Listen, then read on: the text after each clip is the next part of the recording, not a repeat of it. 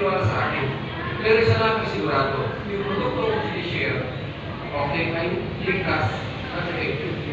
Kasi 50 days ko nag-iinom. Tama niyo ba? Yan. At yung doktor, na nagturo sa akin, nandito personal, siya si Dr. Lim Xiaojin.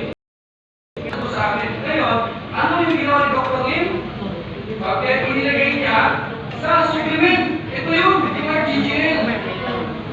Okay, ito yung nilagay niya. Sino gumagamit nito? Pag ikaw gumagamit na nito, huwag mo nang bitawan. Because yung trabaho ng dalawang yan, maganda yan saan?